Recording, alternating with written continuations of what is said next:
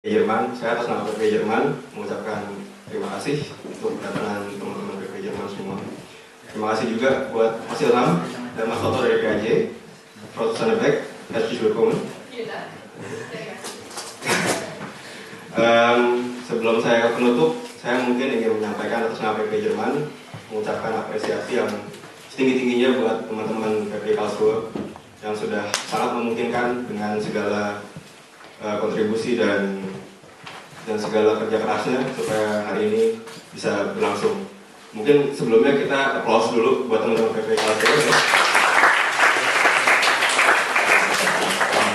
Ada teman-teman juga yang datang dari luar. Tend to support capacity development, which means that you as a competent expert support your organization, your institution, you strengthen it when you come back.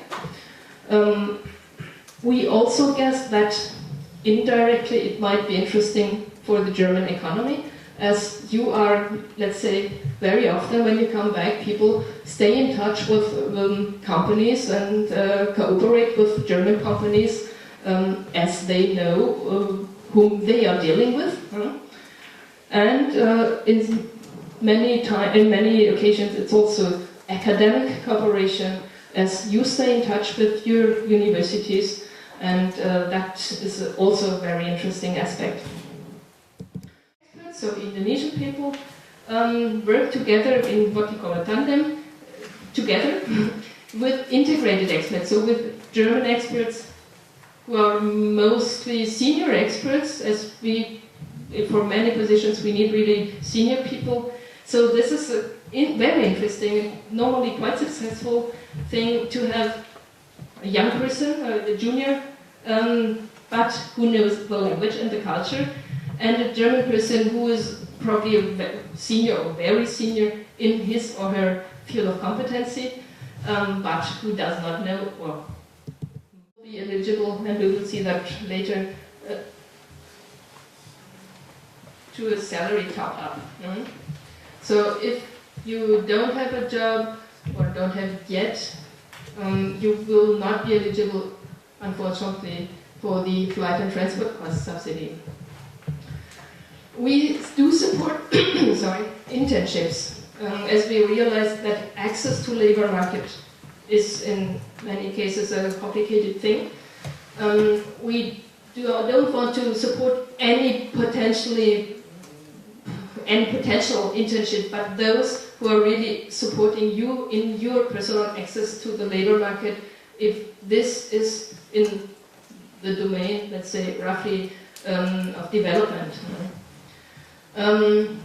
So we can support you for internships during 3 months to maximum of 6 months. And this is what we call a lump sum, so we don't negotiate, this is just one, sorry.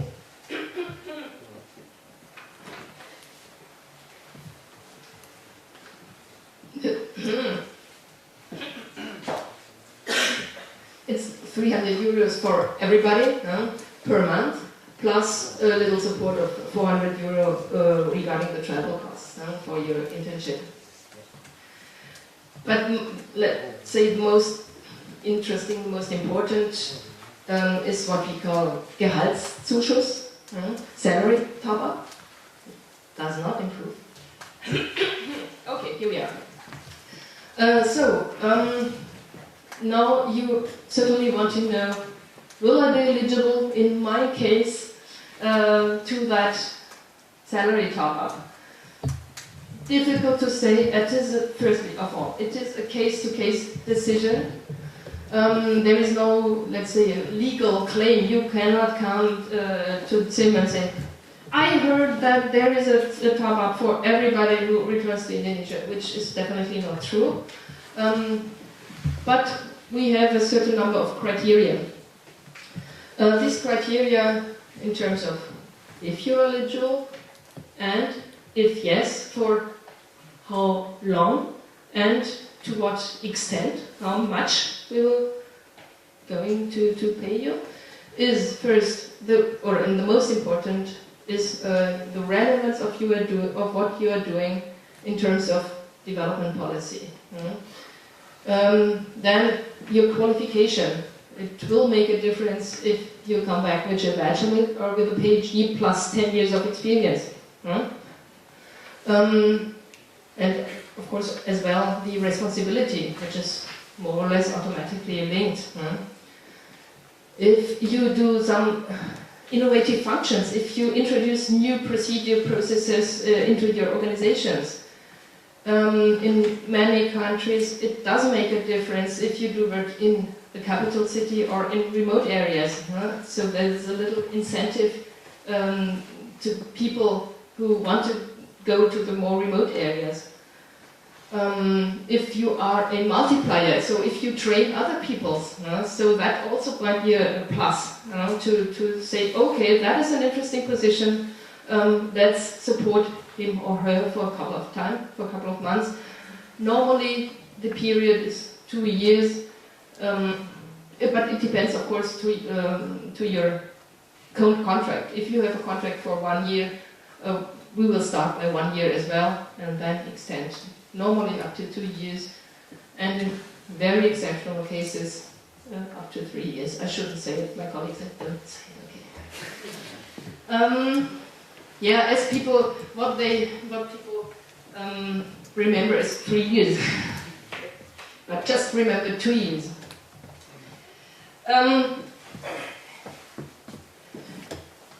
Let me tell you one thing. For Indonesia, the program is going to be quite successful. That means that we had more people supported this year than we even expected.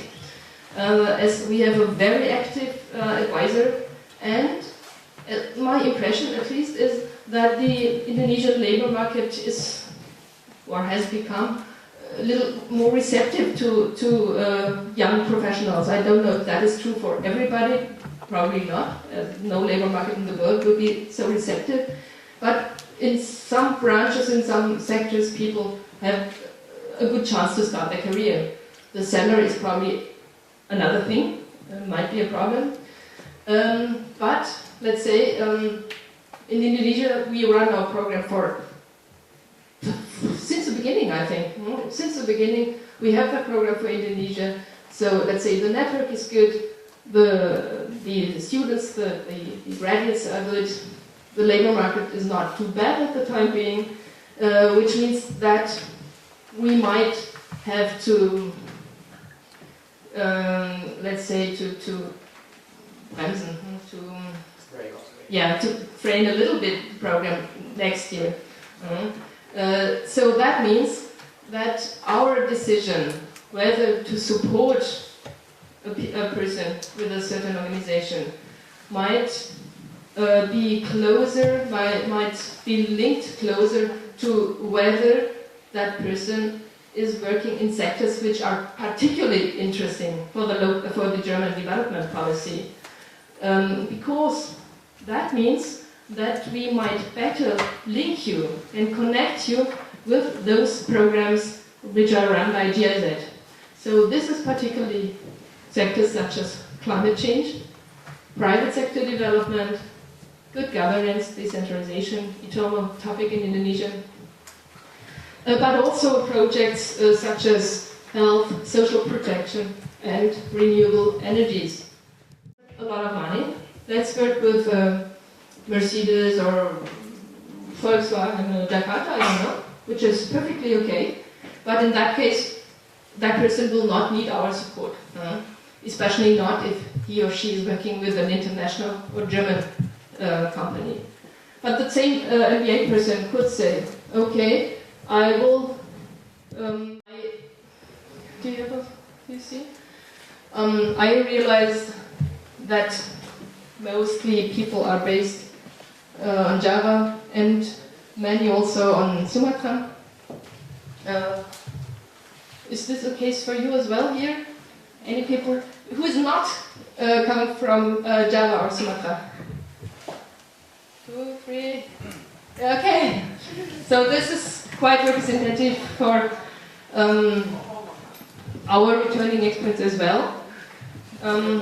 So you might have a better chance, as we try, of course, as well, to place people in other regions of Indonesia, as we are aware, of course, that mostly people return to those regions. Difficult to find a job as an employee. In many countries, people have to, let's say, to create their jobs themselves. That is their only option to access the labor market, to be very inventive and to identify a niche somewhere and to be an entrepreneur. Anyway, I realized that people are very interested to start their own business. At the time being, we are trying to extend to broad our program, which we run currently for three pilot countries, Morocco, Cameroon and Georgia, to extend it to other countries such as Indonesia, at least to be able to give you, let's say, a basic advice, what to do, what to think about in Germany, what to do, what to think about in Indonesia, where to go, which banks could be supportive, what legal framework to be attentive to, and so on. It could probably not be so extensive and intensive as for the project, for the pilot project countries. But anyway, that is a thing we are aware is very interesting and very important to many countries. Be a little bit patient. We will develop and broaden it, and probably once you will return, I think some of you just started their studies in Germany, we will probably be ready to offer you something more concrete. Just to show you that this is part of the whole, image, of the picture. Yeah, this is an example of a Morocco guy who runs his company in Germany for a couple of years. He runs a media agency, new media thing, and who now started to run.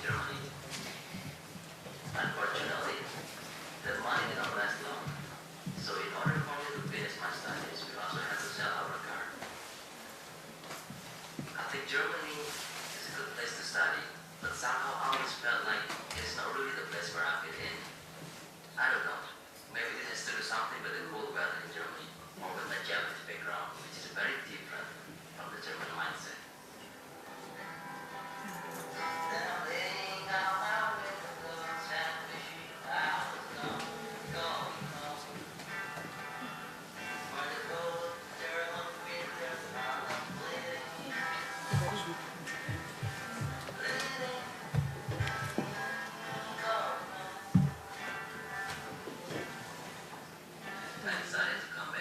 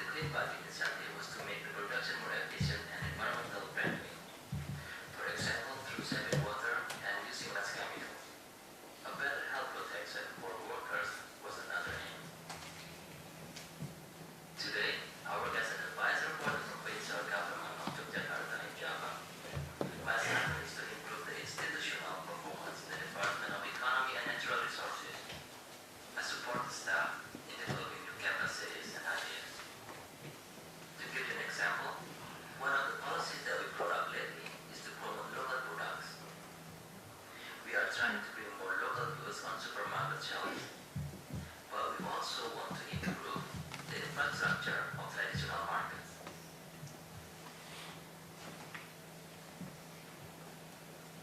Kami ingin pemberdayaan, peningkatan pengetahuan sumber daya manusia yang ada di kami dilakukan oleh lokal, karena tetapi dia sudah pernah mengikuti pendidikan internasional supaya mempunyai wawasan yang lebih luas, tetapi bisa lebih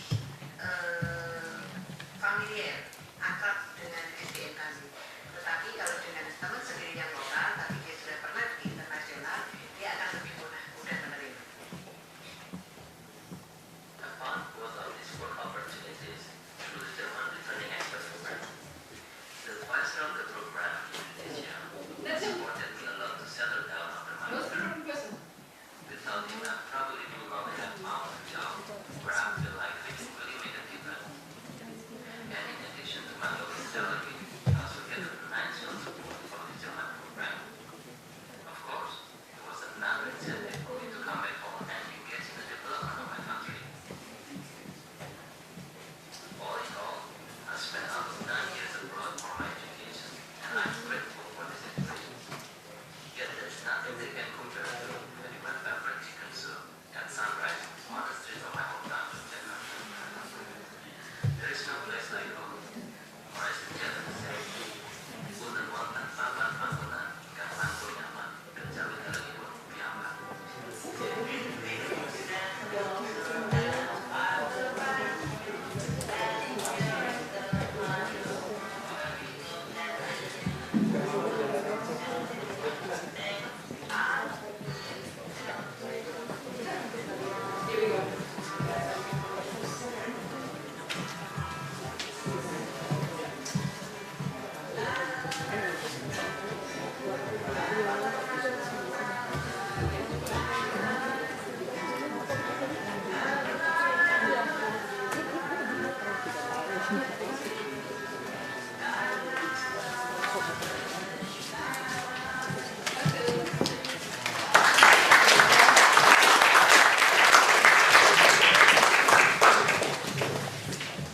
Ya, terima kasih Frau Beck untuk presentasinya. Danke für Ihre Präsentation. Sekarang waktunya untuk tanya jawab. Bagi yang ingin bertanya, sebutkan nama dan asal ketiga. Baru pakai mic atau gimana? Kayaknya udah cukup kan? Udah cukup kerja. Ini kedengeran nggak nih yang di belakang ini? Ini kalau nggak kayak gini, gimana? Okay. Questions? Okay. Should I carry on? So, Other area that you are not supported, one of them, if I may recall it well, is renewable energy. No. But then you also support. I see, okay. Yeah. All right. It makes sense otherwise. Okay, yeah, because that was my question, because Yeah. climate change and renewable energies, Yeah. you cannot separate them.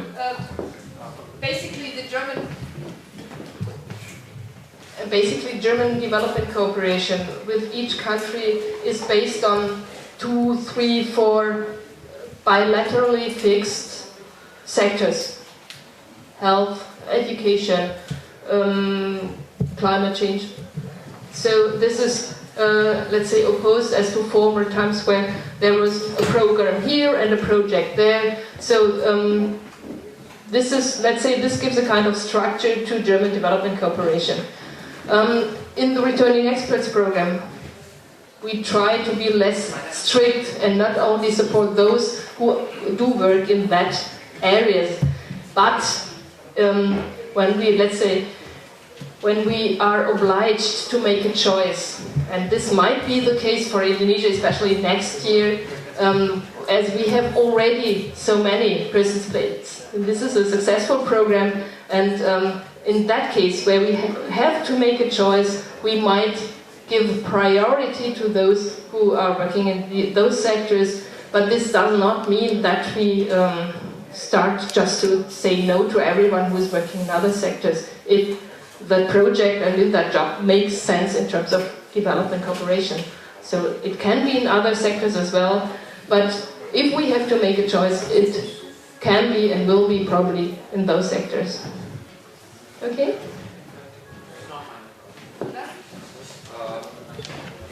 Ich heiße Angela Gendro Pratama. Wir haben manchmal Praktikumsstellen. Sometimes we have internships to offer you, which are published on our homepage.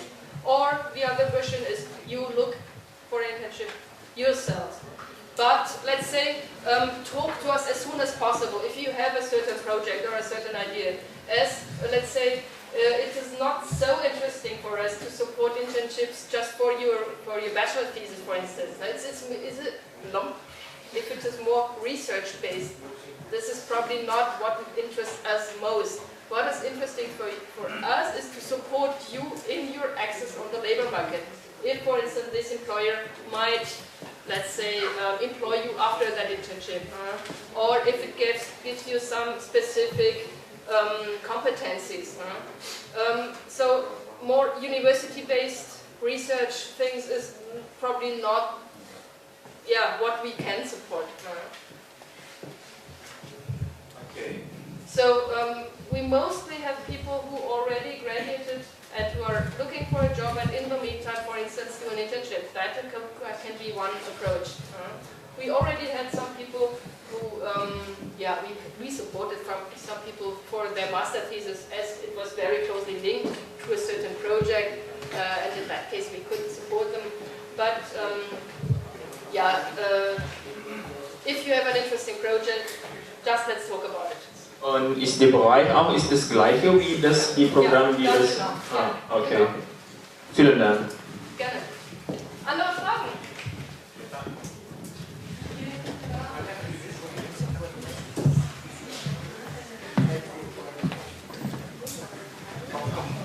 Hello, my name is Yudi Lukto, and currently I stay and work in Pune. And my question is about the business startup program. What can CIM give us support in this program? At the time being, to be very clear, today, nothing. This is for the future. As we started this activity for a couple of pilot countries, but haven't extended it yet to your country. But Donald in Jakarta already thinks about it, how to give you at least some basic information, where to go, to which bank to go, and so on. But let's say he's not yet operational at the time being, as per today. He needs support. No, if you no, just kidding. There is no financial support. No. And if we are talking about supporting you, we will never be talking about financial support. We are not supporting your investment. We support the German side. What we are doing with those, let's say, Moroccan people, is supporting them in developing their business plan. If it is worth going further, or if it is just forget it. So we are cooperating with an organization who is specialized in in accompanying young people starting their business. And once they return back, they are still accompanied in doing their different, in processing their plan, but not financially. They have an extensive network. They stay in touch with our advisor, who is in that case working with the local Chamber of Commerce. Who is very well accustomed to the whole, let's say, economy in Morocco, but no financial support. Even if we extend it to other countries, we are not a bank, definitely not. But we might, in a good case, but in the case of Morocco, it was very clear that this is a difficult question, and that if they go just to a bank and ask, please can you lend me 10,000 euro? They just laugh at them. But if you have already negotiated with some banks or with one bank, and if you can give a recommendation to a person wanting to start a business, this is a really precious information. Where to go? Just for that aspect, which seems so simple. This is probably not the case for Indonesia, I don't know, but if it's not the funding, it might be another aspect. So be a little bit patient as we just try to take decisions how to go further in that project. Okay, thank you. And so on. So, die letzte Frage, ne? Ich wollte noch mal fragen wegen Renewable Energy und Climate Change.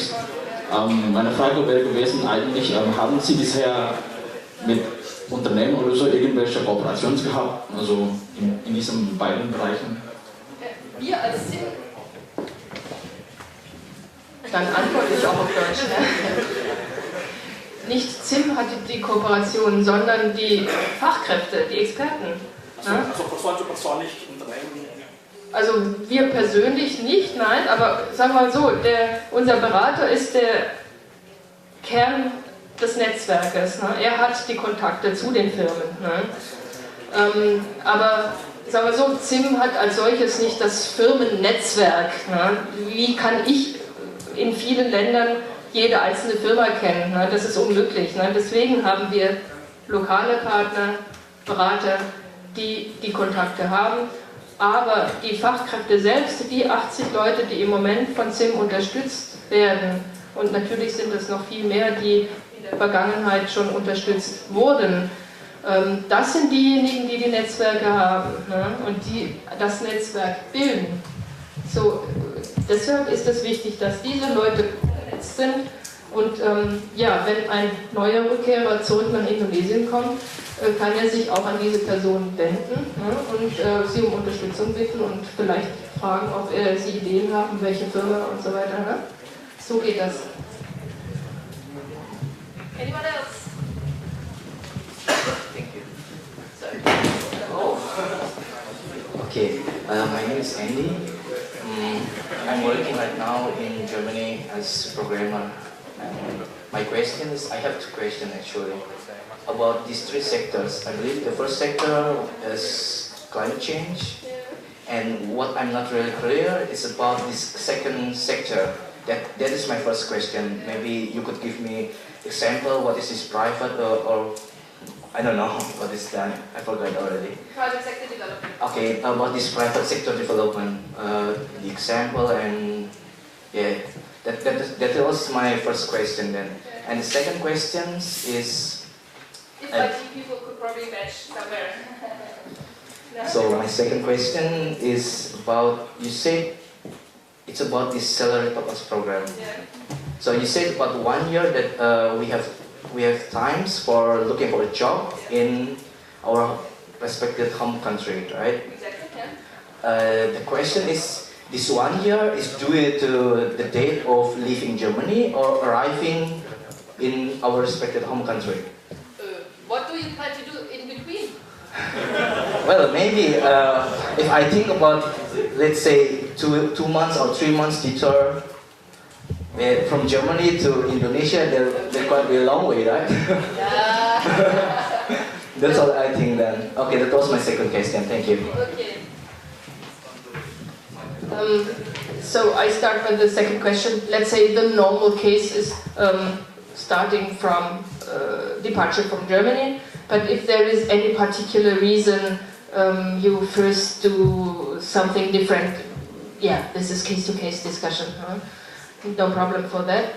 What is private sector development? I think about one interesting example where we have placed a whole bunch, by the way, of returning experts.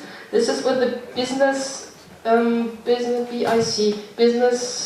Innovation Center, voila, which depends from RISTEC, from the Ministry of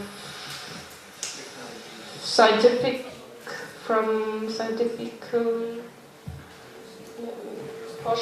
for scientific research. Does that exist? Something like that? So indirectly, let's say it's a body which is called Business Innovation Center, and we have experts who, let's say, build the interface between university, between research, and between industry. And so they are supporting innovation activities, together, by the way, with an integrated expert, with a German person. So they are at the interface between, let's say, what is most developed in research, what people do in university, and to bring them together with the needs of industry, with the developments they will need. So this is what supports innovation in a country, and so that is an example for private sector development. And a good example, as there is a whole hub of persons who do that job, and they are young industrial engineers, for instance. There is a master studies in Leipzig, I guess, for the support of small and medium enterprises and for entrepreneurship and innovation. And so this is a good example for. But there are many other examples as well. And IT persons this is a frequent question, by the way. Am I eligible as an IT person? Once again, it does not depend on your qualification. If you're an IT person and working with, I don't know, SAP, for instance, no, you won't need us. But I remember someone, an IT person, who established the whole IT network in Banda Aceh in a hospital, for instance. So that is a completely different thing. And we of course supported that person. So it always depends on your specific activity, what you do with your personal profile, if your job supports the development activities. Presentasi saya tetap dalam bahasa Indonesia. Nah, kalau inovasi itu juga saya kira adalah satu kekuatan di Jerman. Saya perlu sedikit menerangkan bagaimana sebetulnya inovasi itu terjadi di Jerman. Itu itu terjadi sebetulnya lintas sektor. Karena adanya kerjasama di antara universitas dengan industrinya itu adalah salah satu kunci yang saya lihat di Jerman itu. Bagaimana di Jerman inovasi yang dibuat atau adanya ide-ide bagus yang memang lahir di universitas misalnya itu bisa masuk ke industri, dan sebaliknya kalau industri memang adanya hal-hal yang mereka lihat yang diperlukan atau juga ada inovasi, itu juga bisa masuk ke universitas untuk memperbaiki kurikulum yang kita memang jalankan di universitas sebagai mahasiswa atau yang kita ajarkan sebagai dosen, agar supaya orang-orang yang lulus dari universitas mereka juga lebih siap, bisa dimanfaatkan, bisa bekerja di industri dan tidak dibebani oleh pengetahuan yang sebetulnya tidak perlu lagi karena sudah out of date. Saya kira itu adalah kunci, dan sayangnya di Indonesia itu juga masih banyak sekali hal yang harus kita perbaiki, yaitu banyak sekali universitas kalau dia disuruh kerjasama dengan industri, ya seringkali memang tidak ada industrinya. Tapi seringkali juga biarpun mereka mau kerjasama, tapi mungkin ada semacam kecurigaan atau ketidakbiasaan, sehingga kerjasama yang sejati itu yang saya lihat ada tapi masih sangat jarang, dan itu yang sebetulnya dihimbau oleh pemerintah. Dan saya di sini bukan bicara sebagai orang pemerintah, saya swasta, tapi yang saya lihat dari pengalaman saya sendiri memang ada kesulitan dalam hal implementasi kerjasama di antara industri dan akademia di Indonesia. Dan itu memang mungkin juga dari industri mereka curiga kepada universitas karena dia takut dengan hak atas kepemilikan intelektualnya, hakinya, atau IPR, Intellectual Property Right, itu juga di Indonesia kan masih sangat susah dipertahankan, dan dia selalu takut bahwasanya kalau itu sudah masuk ke universitas kemudian dikopi oleh pesaing-pesaingnya sehingga nanti tidak ada keuntungan bagi industri padahal dia yang invest. Selain dari itu, ini yang poin terakhir kali ini mungkin saya tidak perlu sebut, tapi yang soal penelitian dan pengembangan, litbang atau dalam bahasa Inggris research and development. Ya. Jadi di Indonesia ini kalau kita lihat negara seperti Indonesia kan masih tergolong negara yang masih berkembang. Kalau kita lihat standar dunia dari Bank Dunia, mestinya negara seperti Indonesia itu invest kurang lebih 1% dari PDB. Jadi produk domestik bruto itu mesti dituangkan dalam penelitian dan pengembangan. Yang Hochschule atau yang lain. Gitu ya. Tapi di Jerman kalau kita teknisi atau guru, mereka juga punya pendidikan yang secara formal ada kualitas tingginya. Jadi ada sertifikasinya, dia masuk ke yang kita di Indonesia namanya sekolah kejuruan. Tapi keunggulan dari sekolah kejuruan di Jerman ini adalah bahwasanya dengan sertifikasi sekolah kejuruan itu dia bisa mendapatkan job dimanapun saja di Jerman karena itu diakui oleh semua perusahaan di Jerman. Kalau di Indonesia masalahnya karena belum ada standarisasi daripada ijazah itu, atau bukan ijazahnya tapi kurikulumnya belum distandarkan, sehingga apa yang terjadi itu kalau ada orang lulusan SMK misalnya dari Cirebon atau dari mana, belum tentu yang bersangkutan diterima di satu perusahaan tanpa adanya pelatihan tambahan, dan pelatihan tambahan itu bisa lebih lama daripada pelatihan khusus di SMK tersebut. Ya tadi kebetulan Cirebon, tidak sengaja. Kota mana saja, Semarang lah, Oke. Jadi lain dari itu, ya tadi juga disebut oleh Robert mengenai infrastruktur, dan kita juga tahu bahwa itu saat ini kelemahan kita di Indonesia yang sangat besar. Infrastruktur di Indonesia sebagai contoh, kalau kita lihat total cost dari satu produk biasanya bagian yang bisa kita kaitkan dengan logistik di semua produk itu di dunia ya kurang lebih 7%. Jadi kalau 100% biaya, kurang lebih 7% daripada biaya itu bisa dialokasikan ke biaya terkait dengan logistik. Di Indonesia rata-rata 14%. Jadi itu karena infrastrukturnya mahal, dan mahalnya ya kita tahu sendiri lah, jalannya macet, atau pelabuhan efisien, atau listriknya kadang ada kadang tidak. Ya udahlah, saya nggak perlu sebut, saya kira kita semuanya tahu. Dan itu terutama karena memang kalau kita lihat di Orde Baru, jadi PRA 98 dari APBN, investasi ke infrastruktur itu rata-rata 6-7% dari APBN masuk ke infrastruktur. Saat ini 2-3%. Dan itu terutama, nah ini memang kontroversial sekali, tapi memang kenyataannya seperti itu. Ini kayaknya mic-nya nggak kuat nih. Ya udah, saya bicara aja kan kedengeran kan. Masa depan kita khususnya dengan Jerman, kita tahu. Nah mungkin boleh lanjut dikit ya. Nggak lagi. Nah saat ini di Indonesia, kalau ada orang tanya, Indonesia itu sekarang ekonominya cukup bagus.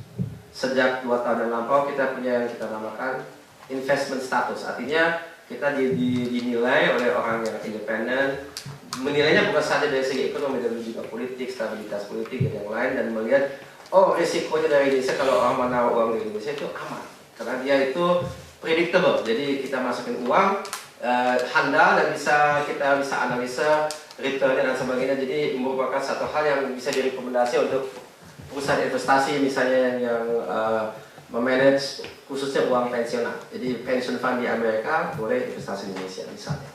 Nah selama ini kita memang di Indonesia mengandalkan kepada dua hal. Pertama konsumsi dalam negeri, kedua sumber daya alam. Dan kebetulan memang ya ini kita sangat berkeuntungan karena memang jumlah orang Indonesia itu semakin lama semakin banyak dan mereka itu konsumtif. Oleh karena itu memang industri yang terkait dengan konsumsi dalam negeri itu sangat berkembang di Indonesia. Sayangnya di sini menurut saya adalah kalau kita lihat ke supermarket sekali lagi itu bukan saja mengandalkan kepada produk-produk dalam negeri, tapi banyak juga yang impor, banyak sekali. Yang ini yang namanya natural resources atau juga disebut sebagai komoditas. Kita memang sangat berkeuntungan karena kita dalam 14 tahun yang lampau hidup di satu masa di mana harga daripada komoditas itu makin lama makin naik. Tentu itu tidak selalu, maksudnya ada juga untuk pasar surut ya. Jadi seperti batu bara hari ini itu sudah, atau bukan hari, dan beberapa bulan yang lampau ini turunnya bisa dikatakan hampir 50%. Ya. Jadi banyak tambang-tambang di Indonesia itu tiarap, ya tunggu saja sampai dengan harganya itu bisa naik lagi. Tapi pada umumnya trennya untuk komoditas makin lama makin naik karena memang ada dua faktor. Pertama, pembelinya itu terutama negara-negara di Asia yang semuanya berkembang. Jadi dengan kata lain, mereka masih mulai dengan satu level konsumsi yang rendah, dan pasarnya belum saturasi sama sekali. Jadi masih potensi untuk berkembang masih besar sekali. Jadi dia akan perlu banyak sekali hal-hal yang sangat basic, dan banyak hal itu memang merupakan produk-produk yang dimulai dengan adanya komoditas.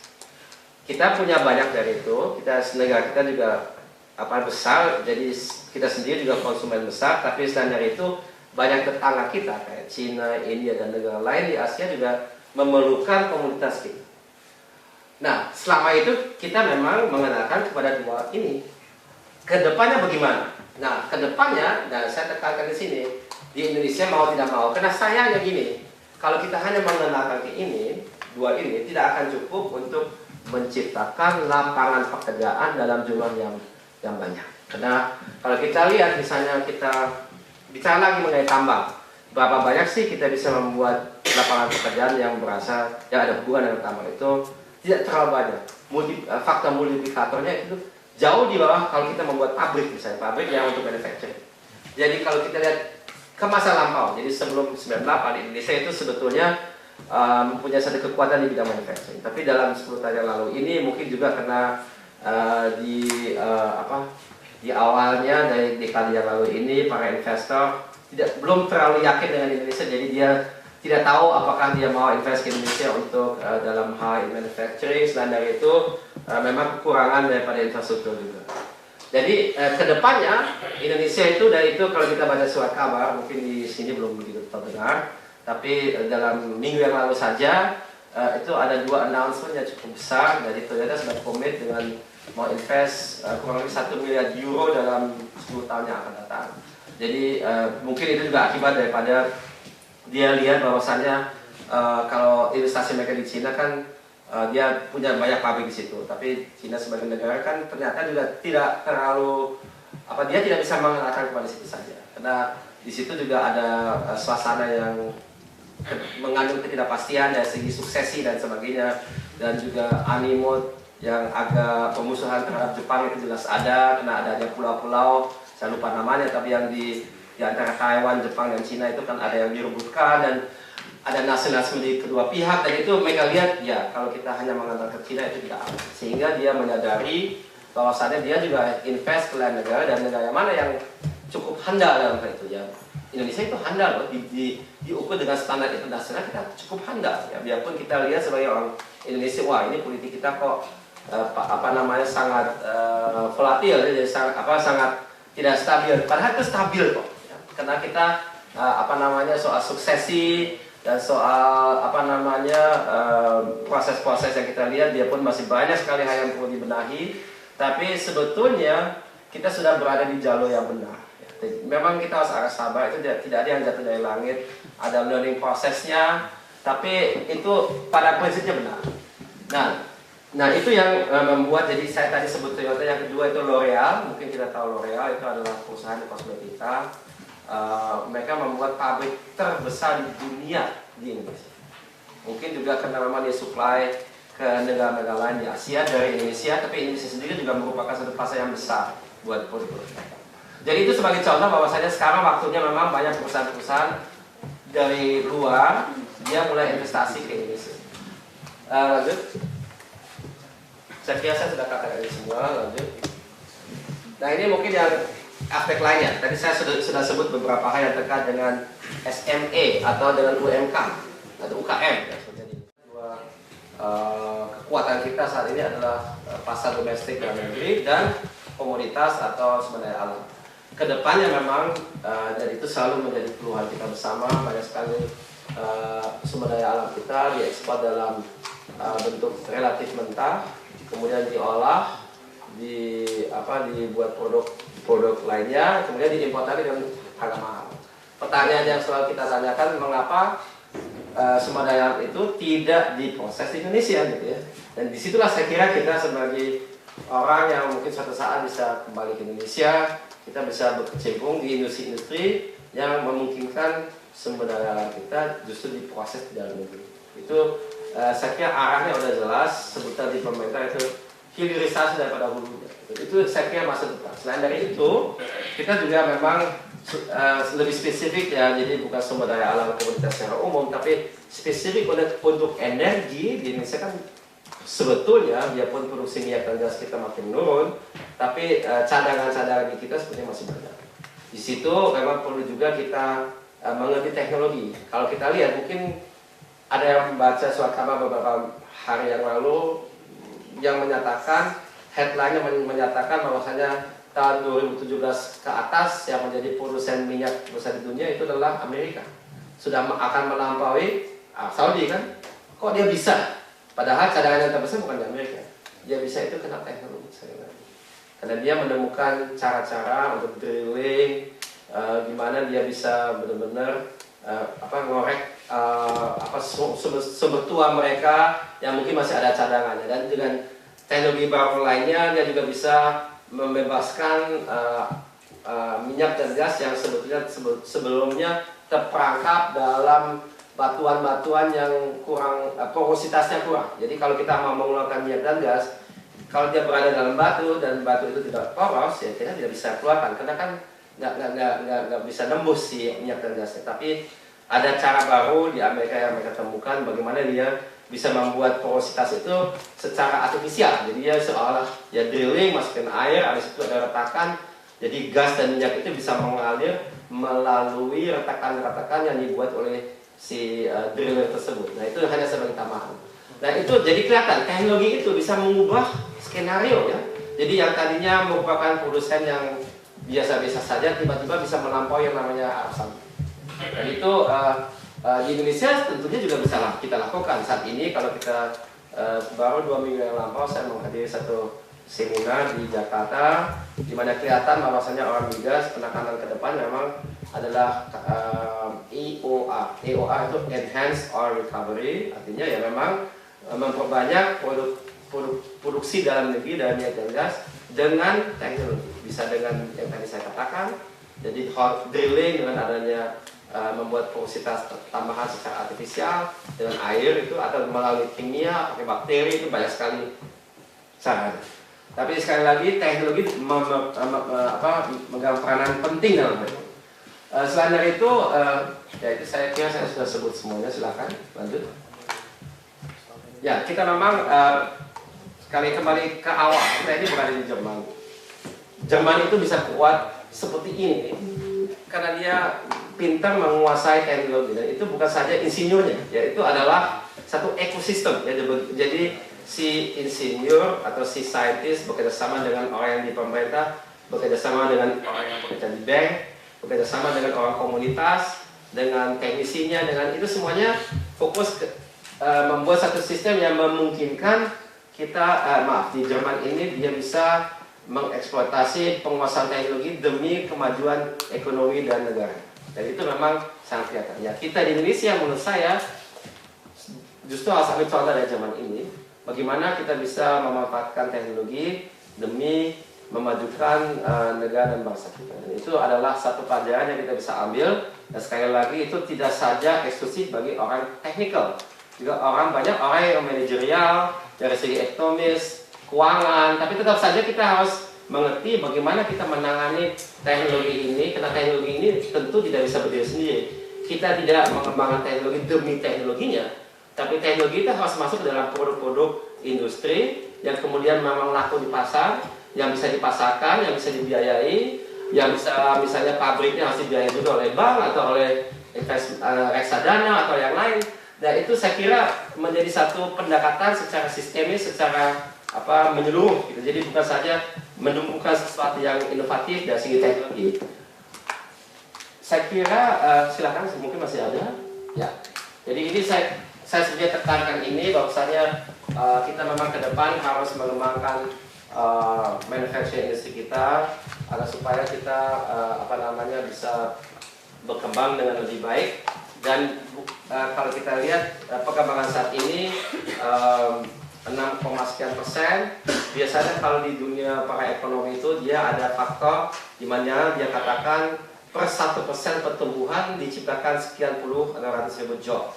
Kalau pengalih saat ini lebih rendah daripada Orde Baru. Kenapa? Karena dulu pertumbuhan memang lebih mengenalkan kepada pertumbuhan industri. Kalau saat ini lebih mengenalkan kepada pertumbuhan komoditas atau barang-barang konsumtif. Jadi itu, barang konsumtif itu kan tidak semuanya didukung oleh produk dalam negeri. Sebagian besar juga memang kena impor, dan itu jelas tidak menciptakan terlalu banyak lapangan kerja.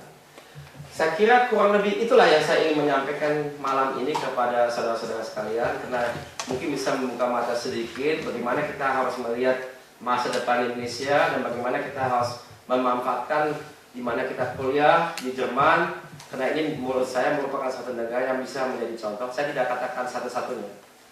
Amerika juga saya kira bagus sebagai contoh, Cina pun juga bagus sebagai contoh. Di mana-mana ada contoh-contoh yang baik, tapi kita di Indonesia memang harus mengambil hikmah dari semua contoh-contoh yang baik, kemudian kita sesuaikan, dan itu penting juga kita harus sadari. Kalau kita lihat sesuatu yang menjadi satu negara, di satu tempat, belum tentu itu langsung kita bisa copy paste langsung berfungsi dengan baik Indonesia. Tidak bisa. Pasti adanya proses akulturasi, adanya proses penyesuaian, adanya proses pembudayaan. Karena tetap saja pelakunya adalah manusia, dalam hal ini insan Indonesia yang memang punya cara berpikirnya tersendiri, dan itu yang perlu kita sadari. Saya kira sekian dari saya untuk malam ini. Nanti kalau ada pertanyaan silahkan. Wabillahi taufiq wal hidayah. Wassalamualaikum warahmatullahi wabarakatuh.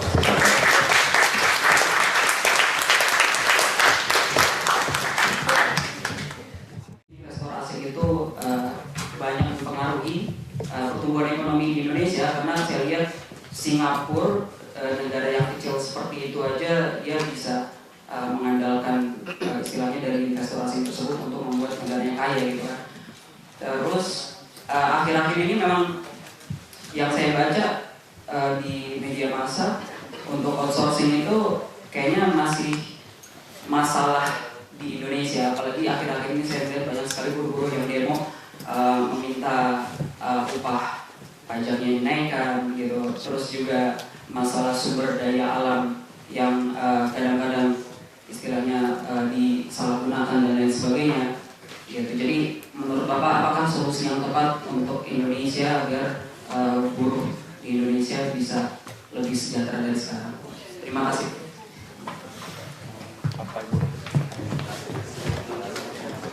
Jadi gini, mungkin di sini ada sedikit mungkin agak ini ya, outsourcing di Indonesia itu yang dimaksudkan itu bukan perusahaan outsourcing ke lain perusahaan, tapi adalah hal terkait dengan peraturan perburuhan di Indonesia.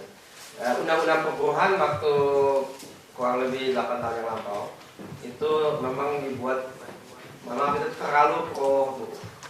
Kenapa? Saya kasih contoh. Kalau ada buruh yang misalnya mencuri, yang jelas salah, terbukti mencuri, perusahaan itu berkewajiban untuk melepaskan yang bersangkutan dengan PHK, tapi tetap dibayar full. Ya, itu kan padahal yang bersangkutan, yang maksudnya si buruh itu terbukti, ini satu kasus ya, terbukti bersalah. Memang, tapi tetap saja itu hanya ekstrimnya. Jadi itu memang dulu itu pernah ada kalau bank memang harus ketat. Karena banknya kan gini, kalau kita sebagai rakyat kita menaruh uang simpanan kita di bank. Jadi bank itu dia bertanggung jawab atas saving jutaan orang. Jadi uang itu tidak bisa dipermainkan dengan mudah. Itu memang harus aman. Itu benar. Tapi yang tadi saya maksudkan bagi entrepreneur yang muda yang mau mulai dengan usahanya, kalau dia belum punya track record dengan perusahaannya, yang mana bisa dia pergi ke bank. Dia belum pernah punya usaha yang berjalan, jadi dia nggak akan bisa dapat dari banknya kan. Jadi solusinya dalam hal itu saya sebut contoh Amerika itu ada modal ventura itu. Dia bukan kasih kredit, dia mengambil sahamnya, dia masuk modal dari segi modal sendirinya ditingkatkan. Jadi itu bukan kredit tapi dia ambil saham. Tapi nanti ada kontrak di antara perusahaan itu dengan si pengusaha. Kalau dia perform sesuai dengan rencana bisnis yang diajukan, sahamnya dikembalikan.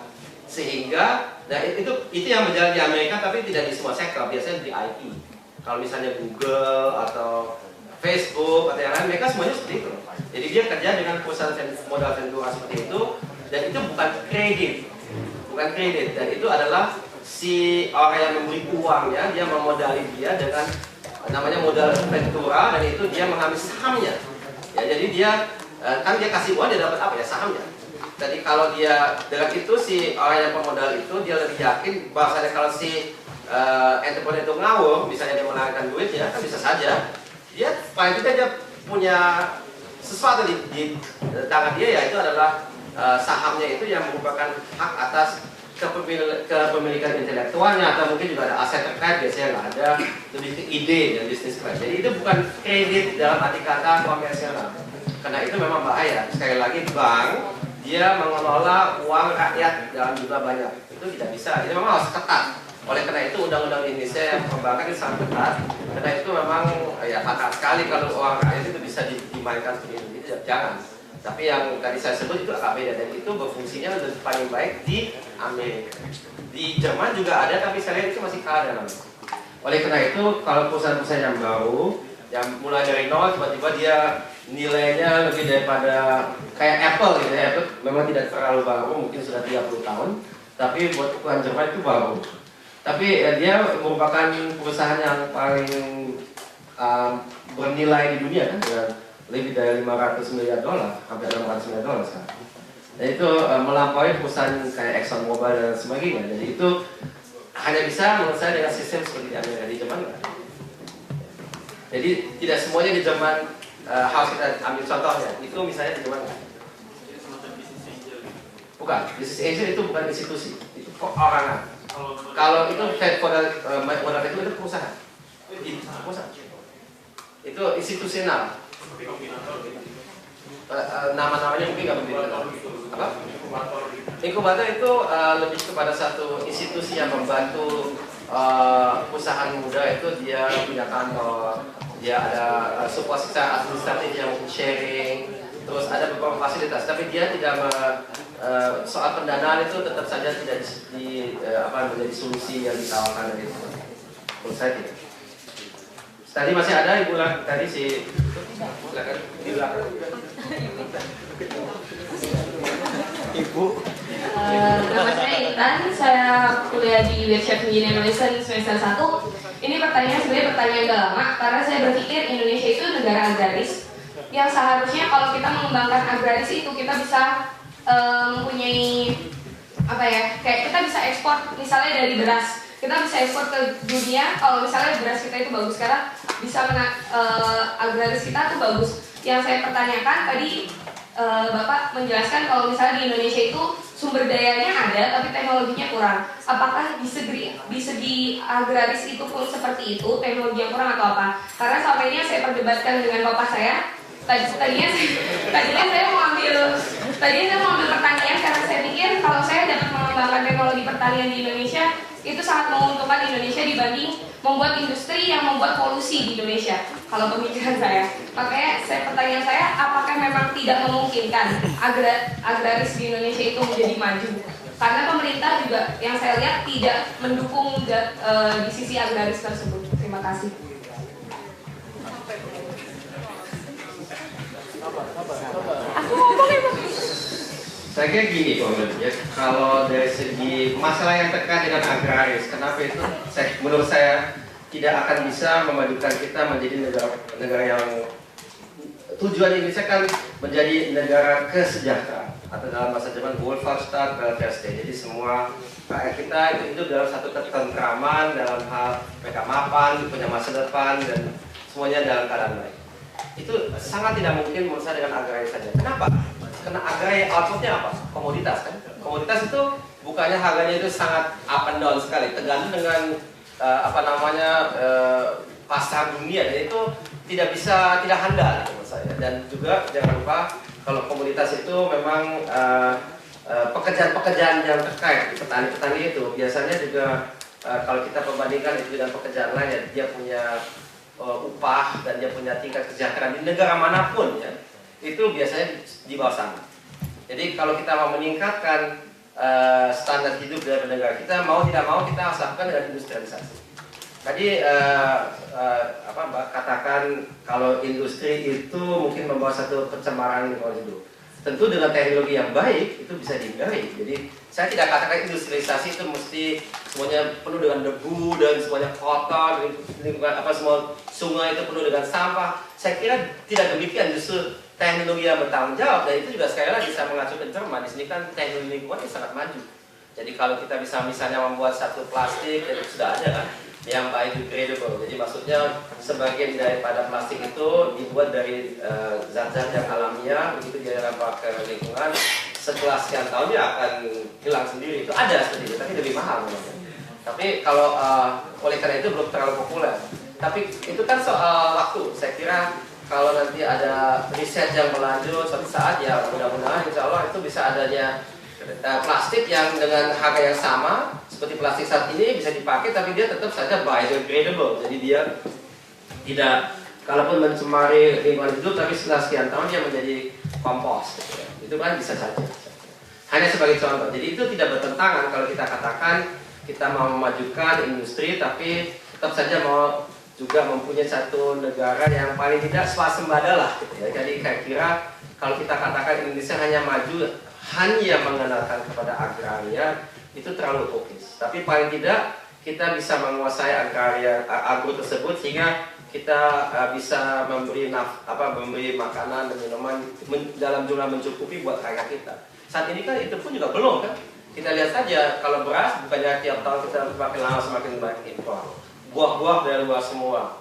Banyak, bukan semua, tapi banyak sekali. Bahkan sampai dengan buah-buah lokal, tapi itu mungkin juga karena infrastruktur. Sebagian dari buah yang kita temukan di lokal ya kalah saing di pasar, karena buah dari luar, dari Eropa, dari Amerika, dari manapun saja itu lebih murah dan kualitasnya lebih baik. Itu teknologi juga dan juga hal terkait dengan infrastruktur. Silahkan sekarang mungkin kita ke sebelah. Maaf sekali, tapi tadi merupakan pertanyaan terakhir. Maka dengan ini saya tutup. Mas Opara.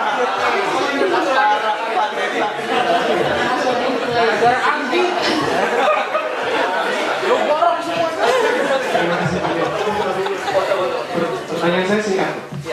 Sebenarnya dari kami ini semuanya nanti bakal macam-macam. Ada yang kita menetap di Jerman, kembali ke Indonesia, bekerja di government, lalu bikin industri sendiri, bahkan mungkin bergabung di perusahaan asing. Tentunya nanti kalau kita kembali ke Indonesia ataupun menetap di Jerman, kita bakal terlebih kalau menetap di Indonesia bakal memiliki banyak kendala. Seperti yang Bapak katakan, untuk misalnya menerapkan yang kita pelajari di Jerman. Seperti mungkin akumulasi dan sebagainya. Sebenarnya mentalitas atau karakter apa yang seharusnya kita bawa atau kita pertahankan, Pak? Untuk tetap katakanlah sebagai perbaikan gitu ya bagi lingkungan itu. Misalnya kita menetap sebagai government agency gitu, atau perusahaan atau menjadi bahkan bagian dari akademia, karena tidak semua orang yang dalam satu lingkungan itu punya pendapat yang sama dengan kita misalnya. Bahkan tidak jarang menentang atau menjadi malah halangan bagi kita. Jadi mentalitas apa atau karakter apa yang sebaiknya kita tetap pegang. Terima kasih. Maksudnya itu apa yang kita belajar di sini yang mana yang kita pertahankan jika kita suatu saat balik ke Indonesia, itu boleh begini. Karakter yang kita pelajari di sini. Saya kira satu hal yang saya lihat di Jerman itu dia itu sangat sungguh-sungguh. Kalau dia melakukan sesuatu dia melakukan dengan benar dan dia melakukan sekuat tenaga mereka sampai dengan tuntas. Jadi dia itu handal dan dia itu kalau dia misalnya bekerja sama dengan orang lain dia pasti persiapannya luar biasa. Jadi dia benar-benar sungguh, dia anggap serius gitu ya. Jadi bukan main-main. Itu saya kira sesuatu yang kita bisa contohi di Indonesia, dan itu yang menurut saya harus kita menjadi bagian dari budaya kita. Karena sayang kalau kita belajar sesuatu tapi kita mau terapkan tapi nanti nggak dianggap serius, atau kita sendiri tidak serius ya, gitu. Dan itu di Indonesia mungkin perlu kita mengambil contohnya di situ. Tapi selain dari itu memang orang Jerman sendiri juga bukan orang yang sempurna ya, jelas. Ada banyak sifat-sifat kita sebagai orang Indonesia yang tidak boleh kita lupakan. Bahwasanya kita itu adalah orang yang sebenarnya relatif mudah bisa komunikasi dengan orang lain ya. Dibanding orang Jerman kan kadang-kadang agak kaku ya, dia di awal susah komunikasi. Tapi kalau kita sudah berteman dengan orang Jerman, biasanya teman itu untuk seumur hidup gitu. Tapi untuk menjadi teman begitu sulitnya gitu ya, karena mereka memang agak kaku di awal. Bukan dengan kita saja, di antara mereka sendiri begitu. Jadi orang kita memang ada banyak hal yang menurut saya jangan kita melupakan. Kita itu orang Indonesia dan itu adalah satu hikmah Tapi memang kita juga punya kelemahan yang saya kira tidak ada salahnya kita belajar dari bangsa-bangsa lainnya, termasuk Jerman. Jerman juga ada kelemahan, kita juga ada kelemahan, kita ada kekuatan, mereka juga ada kekuatan. Tapi itu tadi kesungguhan dalam pekerjaan. Dan kesungguhan itu berarti ya dia mempelajari sesuatu sampai tuntas. Dan kalaupun dia tidak bisa menemukan solusinya, tapi dia sadar saya sudah berbuat yang terbaik, tidak bisa lebih dari ini, ya udah. Kita juga harus tahu kapan kita melepaskan satu masalah, maksudnya kita bukan menyerah, tapi kita tahu waktunya belum tiba untuk kita menyelesaikan masalah ini. Kadang-kadang memang tidak bisa melawan sesuatu yang masih terlalu besar untuk kita melawan. Kurang begitu. Terima kasih. Baiklah, saya mohon maaf, tapi saya memang masuk ke Hauptbahnhof dan itu rupanya perlu waktu dan sebagainya. Ya. Terima kasih sekali lagi. Dan saya ada taruh nama. Tepuk tangannya dulu.